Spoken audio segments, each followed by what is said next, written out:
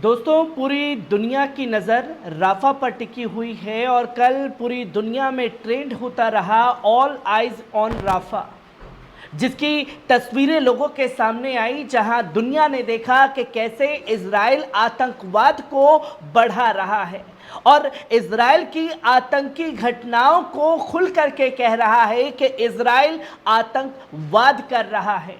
Israel आतंकी घटनाओं को अंजाम दे रहा है, जिसके चलते उसके अपने ही दोस्त जो उसके साथ खड़े थे अब खुल करके इजराइल के खिलाफ खड़े हो चुके हैं।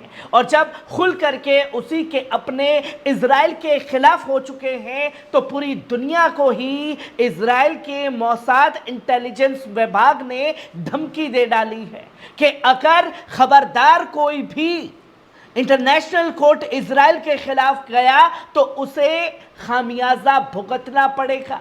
और यह धमकी फ्रांस, कनाडा, अमेरिका और तमाम मुल्कों को दी गई है जो अमेरिका से जुड़े देश खुल करके इजराइल के खिलाफ आने लगे हैं, जो खुल करके मान्यता देने लगे हैं फलस्तीन को और आज़ाद फलस्तीन का दर्जा दे चुके हैं। जो कि कई बड़ी खबरें जो हैं वो लगातार सामने आ रही है, जिससे खलबली पूरी दुनिया में मची हुई है।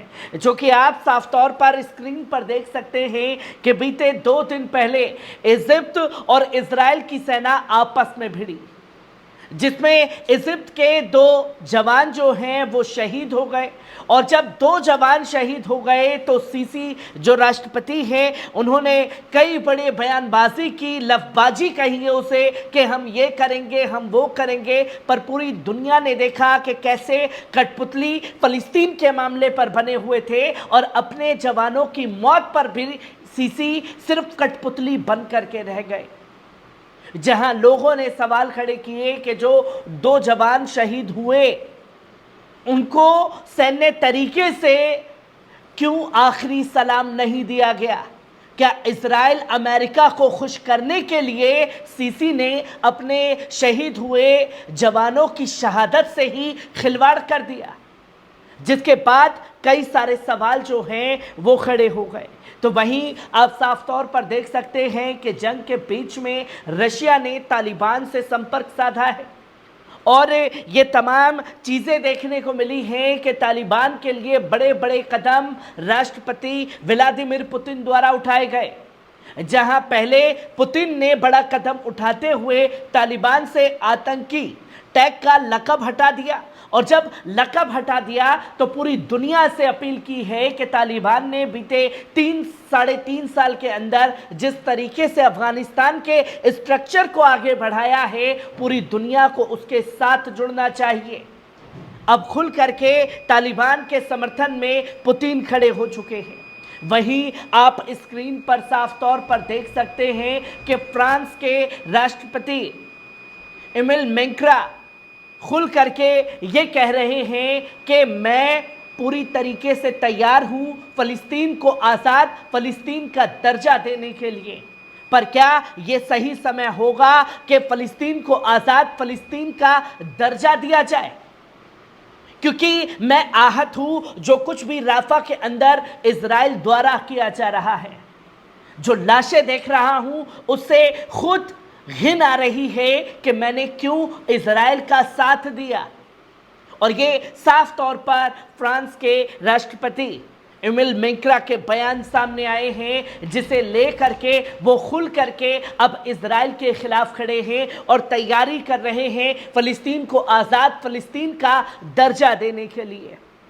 तो वहीं राफा पर जब पूरी दुनिया की नज़र टिकी हुई है तो अमेरिका के राष्ट्रपति जो बाइडेन का बयान भी सामने आया, जो कि आप स्क्रीन पर देख सकते हैं।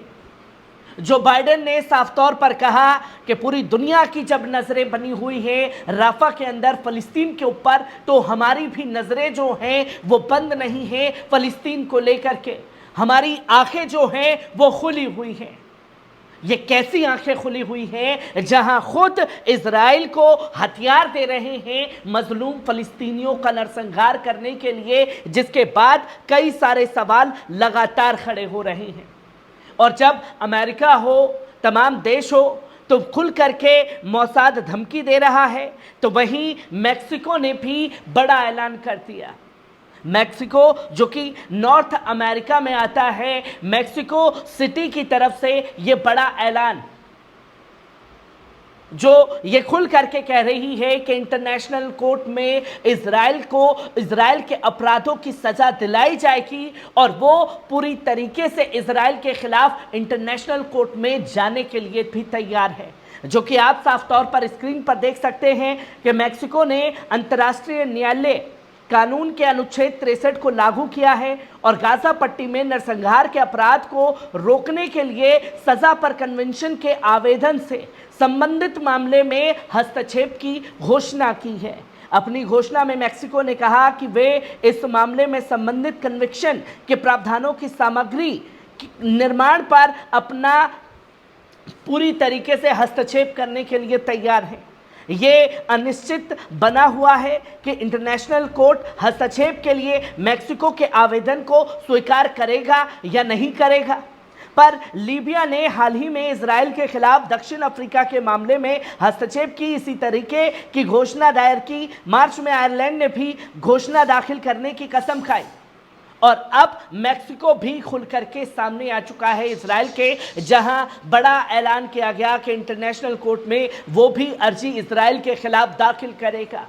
जब एक एक कर उसी के दोस्त इजराइल के खिलाफ हो रहे हैं, क्योंकि ये वो देश है जो खुल करके 8 अक्टूबर के बाद से खड़े हुए थे ढिठाई के साथ इजरायली प्रधानमंत्री बेंजामिन नेतन्याहू के साथ। और अब बीते 8 महीनों की जंग में हर किसी को और पूरी दुनिया को यह मालूम हो चुका है कि आतंकवाद असल में हमास नहीं, बल्कि आतंकवाद को बढ़ावा और आतंकी घटनाओं को अंजाम इजराइल द्वारा दिया जा रहा है।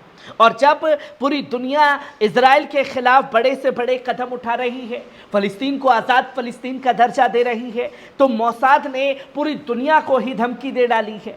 जहां इजरायली मोसाद के पूर्व प्रमुख योसी कोहेन ने कथित तौर पर बैठकों के दौरान अंतर्राष्ट्रीय नियमों पर आईसीसी के पूर्व मुखिया अभियोजक फतो बेस्तिन को फिलिस्तीन में युद्ध अपराधों के लिए इजराइल की जांच छोड़ने का दबाव डालने की धमकी दी है।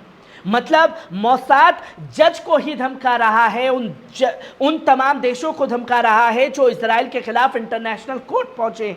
द गार्जियन के अनुसार बेनसोड के खिलाफ ऑपरेशन के बारे में जानकारी देने एक इजरायली सूत्र ने दावा किया कि मोसाद का इरादा बोसेन से समझौता करना या उसे इजराइल की मांगों के साथ काम करने के किसी व्यक्ति के रूप में भर्ती करना था।